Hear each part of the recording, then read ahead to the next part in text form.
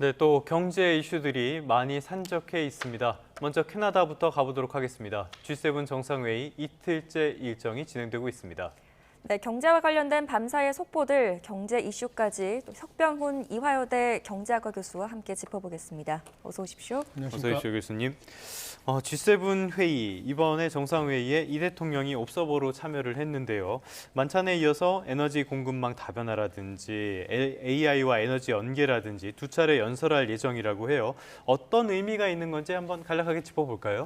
예, 일단은 국익 중심 실용 외교의 첫걸음을 띈 것이다라고 정부에서 주요한 의미를 발표를 했습니다. 그래서 우리 경제가 지금 경기 침체라고 볼 수 있는 어려운 상황에서 우리 기업 활동 및 민생을 회복하고 경제 살리기에 기여하기 위해서 지금 외교를 추진하기 위한 실용 외교를 추진하기 위해서 나간 것이다라고 보시면 되고요. 그다음에 양자회담, 주요 국가들과 양자회담을 통해서 국익과 실용 관점에서 주요 국가 우호를 증진시키고 통상 무역 등 현안을 논의해서 진전을 얻어내기 위한 목적, 그다음에 에너지 공급망, AI 등 글로벌 현안 논의에 적극적으로 참여함으로써 우리나라의 국제적 위상을 공고히 하고자 하는 목적을 달성하고자 하는데 그 의의를 두면 되겠습니다. 네, 이번 일정 중에 아마 가장 큰 관심은 한미 정상회담이었을 겁니다. 그런데 이제 트럼프가 조기 귀국하면서 불발됐는데 대통령실은 이후에 가장 빠른 일정으로 다시 한번 잡아보겠다 이런 취지인 것 같아요. 가장 또 아무래도 유력한 것은 나토 정상회의가 될 것 같습니까? 예, 그렇습니다. 현실적으로 가장 빠르게 지금 미국과 정상회담을 할 수 있는 기회는 나토에서 만나는 것이다라고 보고 있습니다. 지금 이번에 취임 2주 만에 해외 방문이라는 부담을 안고서 G7 정상회의에 이재명 대통령이 참석을 결정하게 된 핵심 이유가 한미 정상회담 때문이었다라고 그렇죠. 지금 정부 쪽에서도 밝히고 있었습니다. 네. 그런데 안타깝게도 이번에 트럼프 대통령이 미국으로 조기 귀국을 하는 바람에 지금 정상회담을 못하게 되었죠. 그만큼 한미 정상회담의 필요성이 대두되고 있는데 그러면 최대한 빨리 정상회담을 추진하기 위해서는 지금 가장 좋은 기회는 나토 회담에 참석을 하는 것인데요. 나토 회담 같은 경우는 바로 다음 주에 예정이 돼 있죠. 그래서 나토 회담에 네덜란드 헤이그에서 예정이 돼 있는 나토 회담에 24일부터 25일에 예정이 돼 있는데 거기에 참석을 해서 거기서 트럼프 대통령과 회담을 하는 것이 가장 유력하게 논의가 되고 있다라고 보시면 되겠습니다. 그런데 이 중동 상황이 언제까지 갈지도 모르겠고요. 또 트럼프가 지금까지 나토를 대한 것들을 봐도 조금 불확실한 측면이 있어서요. 만약에 나토 이 정상회의에서도 만나지 못한다라고 했을 때 우리와의 통상협상 이런 데에는 잘 진행될 수 있는 겁니까? 약간 불안할 것 같은데요. 예, 그렇습니다. 지금 문제는 다음 달 8일로 예정이 돼 있는 것이 이제 상호 관세 유예 기간 만료가 다음 달 8일로 예정이 돼 있어서 한 달도 채 남지 않았습니다. 그때까지 좀 가시적인 통상 협상 결과를 내놔야 되는데요. 문제는 원래는 이제 정상 간의 회담을 통해서 좀 큰 틀을 잡고 그다음에 실무적 협의를 통해서 이제 회담 결과를 내놓을 목적이었습니다. 그런데 이번에 정상회담이 지금 무산이 되는 바람에 일단은 장관급 실무 협상부터 진행을 하겠다라고 했는데요. 아무래도 좀 마지막으로 정상들이 만나가지고 우리 한국의 상황을 알리고 그다음에 한국이 어떻게 지금 미국의 투자를 늘리고 기여를 해왔는지를 설득할 수 있는 마지막 기회를 잡는 것이 최종적으로 상호관세 유예 기간 만료 전에 지금 절실해 보이는 상황입니다. 그렇기 때문에 나토에 불참하게 될 경우에는 지금 마지막 남은 방법은 이재명 대통령이 지금 7월 8일 이전에 방미를 해서 지금 트럼프 대통령하고 정상회담 하는 것이 좀 유일한 방법이 될 것이다. 이렇게 보고 있습니다. 알겠습니다. 지금 관심이 가는 거는 이 한미도 한미지만은 한일 정상회담에도 관심이 많이 가고 있어요. 오늘 이뤄질 예정이라고 하는데요. 어떤 것들이 의제로 오를까요?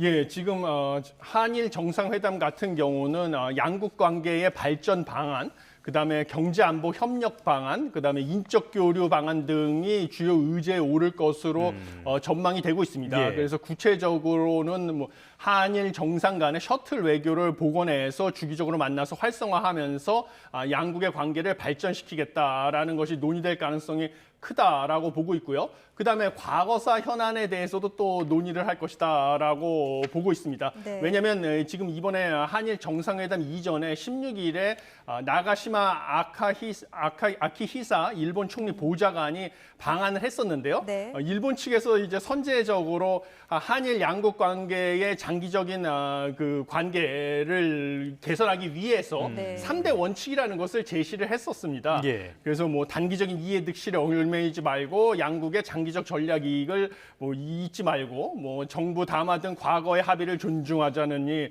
뭐 양국 국민들의 용기를 가지고 설득해 나아갈 것 등 이 3대 원칙을 밝혔었는데 예. 이것이 지금 우리나라에게 뭔가 좀 건설적으로 한일 관계를 잘 풀어나가자라는 식의 먼저 좀 적극적인 조치를 요구한 것으로 보이는데 이 부분 관련해서 뭔가 한일 관계 과거사 관련해서도 이번에 무슨 대화를 할 것이 유력해 보인다, 논의를 할 것이 예. 유력해 보인다라고 보고 있습니다. 네, 알겠습니다. 자, 한미 정상회담은 불발됐지만 앞서서 미일 정상회담은 30분 정도 진행된 것으로 전해지고 있습니다. 뭐 이 가운데서 저희가 좀 참고해볼 만한 부분들이 있을까요? 예, 미일 정상회담은 30분 동안 이루어졌는데요. 사실 아무런 그 구체적인 네네네. 협의 결과가 나오지 않았습니다. 왜냐하면 양국 간의 그 입장 차가 워낙 컸기 때문입니다.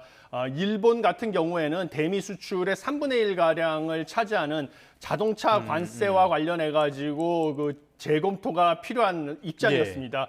그래서 일본 측의 요구 사항 같은 경우는 일본에 미국이 부과한 상호 관세 24%를 인하하는 것뿐만 아니라 자동차에 대한 품목별 관세 25%를 인하하는 것을 요구를 했습니다. 예. 그거에 대해서 자신들이 양보하는 조건이 무엇이냐면 뭔가 미국산 LNG 수입을 확대한다는 거, 그다음에 미국의 농산물 수입 확대, 대미 투자 확대 이런 것들을 제시를 했었습니다. 당근으로. 근데 미국의 입장에서는 그 10% 기본 관세는 네. 절대 양보를 할 수가 없고요. 14% 상호 관세는 일부 깎아줄 수는 있는데 자동차에 대한 25% 품목별 관세는 뭐 협의 대상이 아니다라는 강경한 입장을 네. 취했기 때문에 양국의 이 거리가 논의하고자 하는 입장의 거리가 너무나 커서 전혀 논의에 대해서 뭔가 타협점을 찾지 못하고 빈손으로 협상이 종료가 됐다라고 보고 있습니다. 그래서 이 부분에 대해서 우리가 참고할 만한 사항은 뭔가 일종의 양국의 정상이 만나서 합의를 도출하기 위해 전에는 실무자 간에 어느 정도 그 거리를 좁혀놓는 게 충분히 거리를 좁혀놓는 것이 필요하다. 이런 것이 중요하다라고 보여집니다. 네, 알겠습니다. 네네. 지금 말씀하신 것처럼 미국과 일본의 어떤 협의 같은 것들 잘 진행이 되지 않고요. 트럼프가 한 달 전쯤이든가요. 그때 조만간 발표할 거라고 그랬는데 여전히 감감무소식인 것 같아요. 이런 상황, 일본이 결코 물러나지 않고 있어서 그러는 것 같은데 이거 잘 진행될 수 있겠습니까? 미일 협상? 그 미일 협상 같은 경우는 일본은 사실은 우리나라하고는 입장이 약간 다른 측면이 예. 있습니다. 왜냐하면 우리나라하고 일본은 이제 경제학에서 봤을 때 경제 규모가 다르거든요. 세계 경제에서 차지하는 규모가 달라서 예. 일본 같은 나라는 일본의 정책 변화가 세계 시장에서의 가격에 영향을 미치는 대규모 개방 경제라고 하고요. 우리나라는 이제 우리의 정책 변화가 세계 시장 가격에 영향을 미치지 못하는 소규모 개방 경제로 분류가 되어 있습니다. 네. 그래서 일본 같은 경우는 최근에 그 중국과 미국에서의 관세 전쟁의 휴전을 얻어낸 중국의 전략을 따라서요. 중국이 좀 강경 대응, 다른 나라와 다르게 미국의 관세 전쟁에 대해서 맞불 대응을 하는 강경 대응을 취해서 실리를 얻어낸 것을 참고해서 미국의 요구를 일방적으로 들어주지 않고 시간을 끄는 이런 전략을 취한 것으로 보고 있기 예. 때문에요. 어느 정도 시간이 지나면 미국의 협상력이 약해져서 일본도 필요한 것을 상당 부분 얻어낼 수도 있다. 이렇게 보고 있습니다. 네. 얘기를 하시는 중에 속보가 하나 들어왔습니다. 이재명 대통령이 일본 이시바 총리와 첫 정상회담을 가졌다는 속보가 들어왔습니다. 그동안 이재명 대통령이 한일 관계에 대해서 과거사는 과거사대로 대응하고 경제 안보 사안에 대해서는 협력한다는 그 실용 외교 방침을 밝혀왔기 때문에 구체적으로 이 자리에서 어떤 내용들이 논의가 됐는지 저희가 들어오는 대로 다시 한번 전해드리도록 하겠습니다. 자, 지금 화면을 보시는 김에 이것 좀 여쭤보도록 할게요. 아까 한일 관계에 대해서도 이야기를 나눴는데 한국과 일본, 뭐 과거사 문제도 있지만은 중국이라는 위협, 일본과의 미국과 중국 간의 마찰 이런 것들을 봤을 때는 협력할 필요성도 분명히 있단 말이에요. 어떤 식으로 이런 관계를 이끌어가는 게 좋다고 생각하십니까? 예, 뭐 가장 중요한 것은 뭐 중국, 그다음에 북한, 러시아 이런 쪽으로부터의 안보상의 위협에 대응하기 예. 위해서 그동안에 외교 안보 쪽에서 미국과 일본, 한국 간의 동맹으로 대응을 한다라는 것은 외교 안보 정책의 중요한 중심축이었습니다. 그래서 당연히 우리가 과거사 문제는 있지만요. 예. 과거사는 과거사대로 정리를 하고 그다음에 외교 안보 측면에서는 미국과 일본 그다음에 한국 간의 동맹을 더 공고히 하는 전략은 역시 실리 차원에서는 지속적으로 추진을 해야 된다라는 것은 변치 않는 사실입니다. 그다음에 또 경제 측면에서도 당연히 지금 외교 안보와 경제가 동시에 블록화되고 있는 그런 상황으로 지금 치닫고 있다 보니까 일본과의 이제 무역 관련해서의 그 교류도 활성화하는 그런 전략도 역시 동시에 추진해야 된다 이렇게 보고 있습니다. 네. 한일 정상회담과 관련해서 좀 더 자세한 내용이 들어오면 저희가 신속하게 전해드리도록 하겠습니다. 다음 이슈로는 중동 전쟁 짚어보겠습니다. 밤사이에 속보가 들어왔는데요.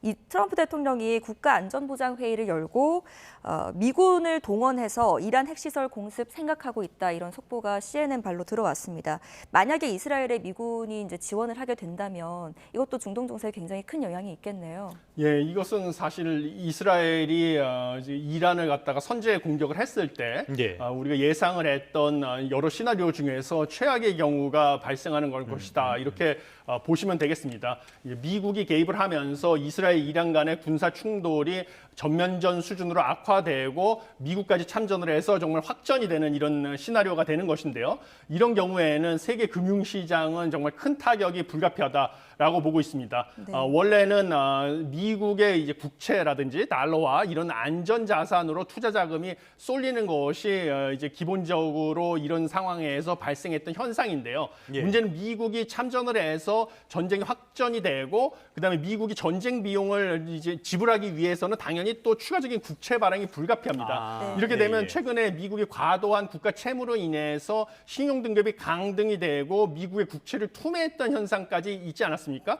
그래서 만약에 이 전쟁이 장기화되고 또 추가로 확전이 될 가능성이 있다고 하면 처음에는 미국의 달러화가 강세 현상을 벌어지고요. 그다음 미 국채에 대해서 안전자산이라는 인식이 강해져가지고 국채를 사기 때문에 국채 가격이 상승하고 미 국채 금리가 떨어지는 현상이 있지만요. 장기적으로 국채 발행량이 늘어날 것이라고 예측이 되면 국채 가격은 오히려 떨어지고 미 국채의 금리는 상승할 수도 있다. 그래서 전쟁이 얼마나 네네네. 장기화되는지 이것이 또 관건이 될 수 있다라고 보시면 되겠습니다. 그리고 당연히 이런 전쟁이 확산이 되면 주가는 하락을 할 수밖에 예, 없고요. 예. 그다음에 우리 한국 같은 경우는 이제 한국의 주식이나 채권은 상대적으로 위험 자산으로 분류가 되기 때문에 외국인 투자 자금은 한국의 금융 시장에서 빠져나갈 수밖에 없어가지고 예. 원달러 환율은 상승하고 한국의 주가는 떨어질 수밖에 없습니다. 그다음에 가상 자산 같은 경우도 또 대표적인 위험 자산이라서 네. 가상 자산 가격도 폭락을 할 수밖에 없는 이런 상황이다. 반면에 안전 자산인 금값은 폭등할 가능성이 크다. 이렇게 보고 있습니다. 지금 금융시장 그리고 자산시장에 대한 말씀을 주로 해주셨는데 우리는 이제 거의 대부분 원유를 수입해 쓰다 보니까 이 부분도 안 짚을 수가 없는 것 같아요. 어제까지만 해도 유가의 움직임이 그렇게까지 급격하지 않았는데 간밤에 유가가 굉장히 많이 올랐거든요. 이렇게 오르게 되면은 안 그래도 어려운 우리 경제에 또 다른 또 걸림돌이 생기는 거 아닙니까? 예, 그렇습니다. 사실 지금 국제 유가 같은 경우도 중동에서 정세가 불확실성이 커지고 예. 이란이 만약에 미국이 참전을 하게 되면 호르무즈 해협을 봉쇄하는 이제 극단적인 방법을 쓸 수도 있습니다.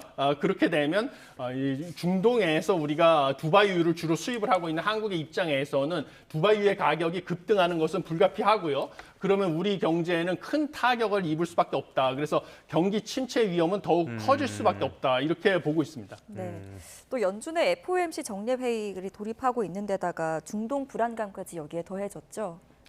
예, 그렇습니다. 지금 미국 같은 경우는 간밤에 3대 지수가 이제 하락을 했습니다. 이것은 두 가지 요인, 앵커님께서 지적하신 것처럼 두 가지 요인이 복합적으로 예. 작용한 것으로 보고 있습니다. 첫 번째는 이제 트럼프 대통령이 강경 발언을 했습니다. 이제 SNS를 통해서 이란은 무조건 항복을 해라.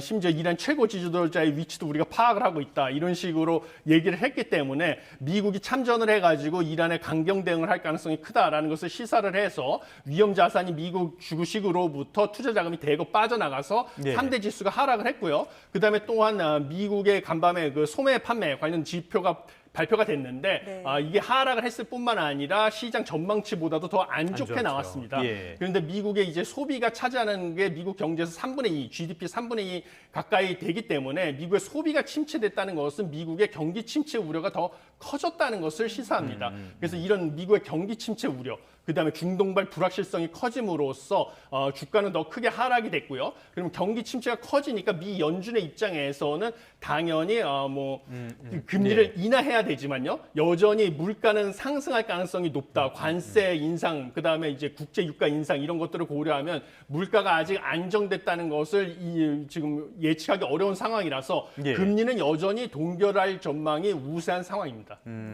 금리 동결 전망이 크다. 지금까지는 이 연말까지 한 2차례 정도 금리를 인하할 것이다라는 전망들이 나왔는데 이런 상황이 이어지면 이거 금리 인하 할 수 있긴 한 겁니까? 예, 지금 불확실성이 너무 크기 때문에요. 어떻게 될지는 예측을 하기 어려운 상황인데요. 지금 관세 인상의 효과가 아직 미국의 소비자 물가지수 상승률에 본격적으로 반영이 되지는 않았습니다. 예, 예. 그래서 섣불리 미 연준이 이 정책금리 인하를 결정할 수 없는 상황인데요. 이번에는 동결을 한다 할지라도요. 만약에 관세 인상의 효과가 본격적으로 반영되는 것이 소비자 물가지수 상승률에 나오고요. 그다음에 소매 판매가 계속 떨어지면서 경기 침체 우려가 커지는 것도 물가 상승률에 반영이 돼서 나오는 거를 보면 이 정책금리를 갖다가 얼마나 인하할 수 있을지가 본격적으로 나올 수가 있는데 올해 안에 한 2회 정도 인하는 여전히 가능하다 이렇게 보고 있습니다. 네, 알겠습니다.